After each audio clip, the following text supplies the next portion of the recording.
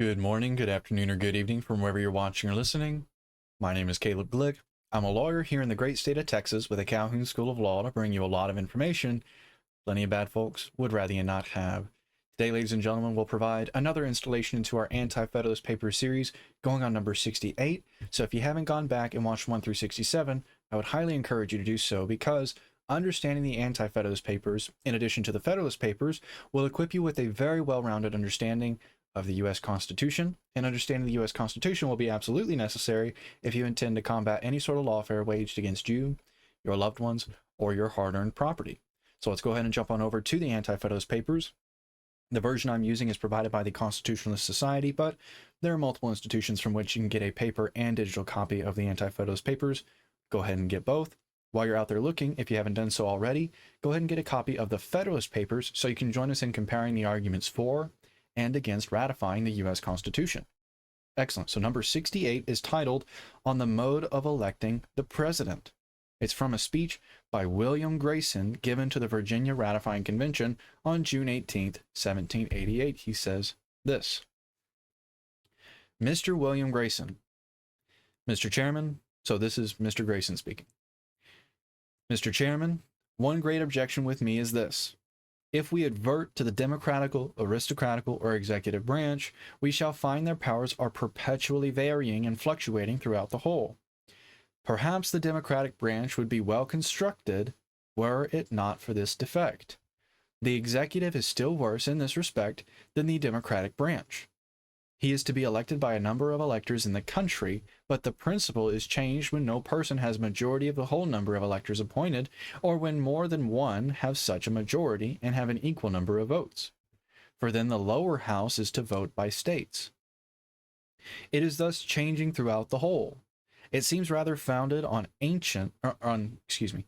founded on accident than any principle of government I ever heard of. We know that there scarcely ever was an election of such an officer without the interposition of foreign powers. Two causes prevail to make them intermeddle in such cases. One is to preserve the balance of power, the other to preserve their trade.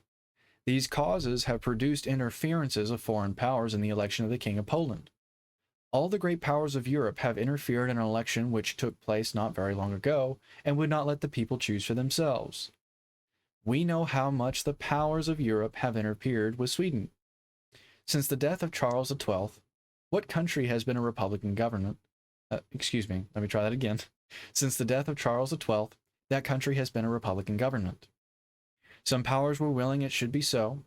Some were willing her imbecility should continue. Others wished the contrary. And at length the court of France brought about a revolution which converted it into an absolute government. Can America be free from these interferences? France, after losing Holland, will wish to make America entirely her own. Great Britain will wish to increase her influence by a still closer connection. It is the interest of Spain, from the contiguity of her possessions in the Western Hemisphere to the United States, to be in an intimate connection with them and influence their deliberations, if possible. I think we have everything to apprehend from such interferences. It is highly probable the president will be continued in office for life. To gain his favor, they will support him. Consider the means of importance he will have by creating officers. If he has a good understanding with the Senate, they will join to prevent a discovery of his misdeeds. This quadrennial power cannot be justified by ancient history.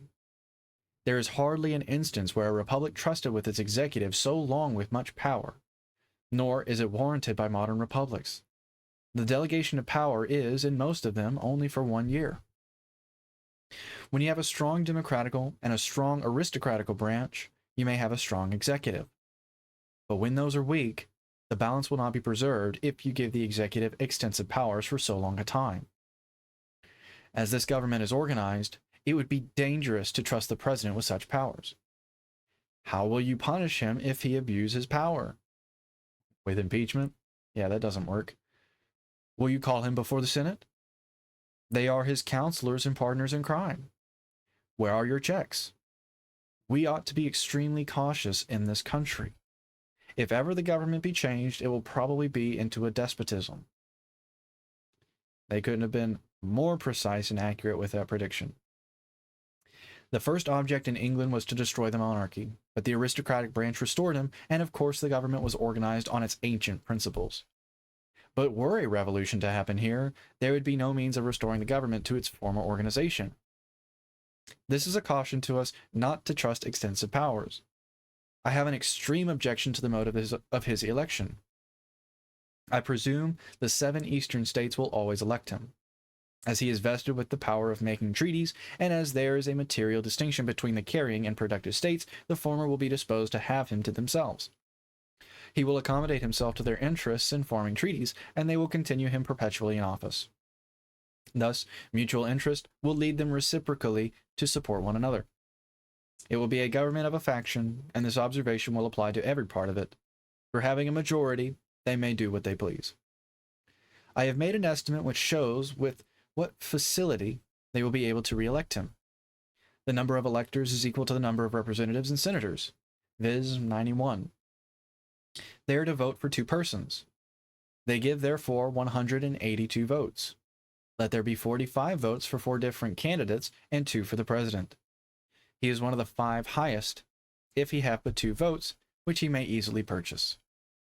In this case, by the 3rd clause of the 1st section of the 2nd article, the election is to be by the representatives, according to states. Let New Hampshire be for him.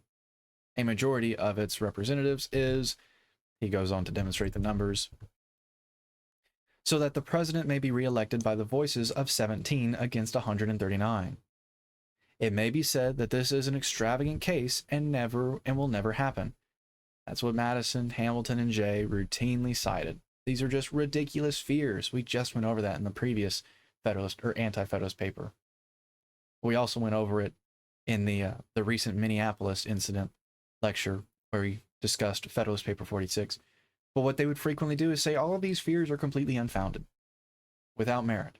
They're just chimerical fears, to use the words of Madison. In my opinion, it will often happen. A person who is a favorite of Congress, if he gets but 2 votes of electors, may, by the subsequent choice of 15 representatives, be elected president. Surely the possibility of such a case ought to be excluded. That is all to be said in number 68. If you have any questions about what was said in 68, maybe questions about what was said in the preceding papers, or if there's a legal topic you'd like me to cover in a future lecture, go ahead and post those down in the comments, because the entire purpose of the Calhoun School of Law is to equip you with the necessary skills and information to combat any sort of lawfare that will be waged against you, your loved ones, or your hard-earned property. So please, if you have any questions at all, go ahead and post them down in the comments. Excellent. So my name is Caleb Glick. I'm a lawyer here in the great state of Texas with the Calhoun School of Law to bring you a lot of information that plenty of bad folks would rather you not have. I hope you enjoyed this lecture, and if not, while you're down in the comments, go ahead and let me know how I can do better so I can best serve that purpose of helping you.